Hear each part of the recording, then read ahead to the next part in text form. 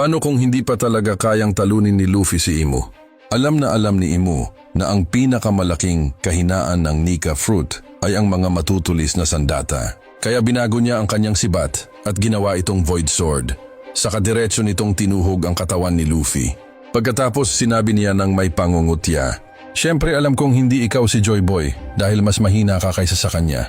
At totoo nga ang sinabi ni Imu. Kahit natalo ni Luffy si Kaido sa Onigashima at si Admiral Kizaru sa Egghead, hindi pa rin niya lubos na nagagamit ang tunay na kapangyarihan ng Nika Fruit. Sa harap ng hari ng mundo, isa lang siyang maliit na hadlang. Hindi talaga umabot si Luffy sa antas ni Joy Boy. Si Joy Boy ay mag-isang hinarap ang 20 hari, kabilang si Imu. Samantalang si Luffy ay hindi man lang nakatagal ng isang palitan laban sa kanya. Ang pinakamahalagang tanong ngayon ay kung makakaligtas pa ba sina Luffy at Loki matapos ang pag-atake ni Imu. Pagkatapos ng laban na ito, mahirap nang questionin ang tunay na lakas ni Imu.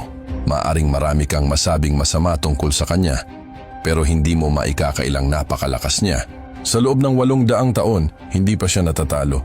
Pinabagsak niya si Joy Boy na gumagamit ng Awakened Nika Fruit, ang Diyos ng digmaan ng mga higante, si Daoshan, ang tanyag na pirata na si Davy Jones, ang maalamat na si Rox, at maging ang prinsipe na si Loki. Lahat sila ay kinikilalang pinakamalalakas sa dagat, pero bumagsak pa rin sa kamay ni Imu.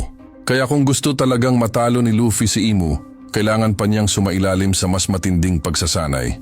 Talaga bang may pag-asa pang matalo ni Luffy si Imu?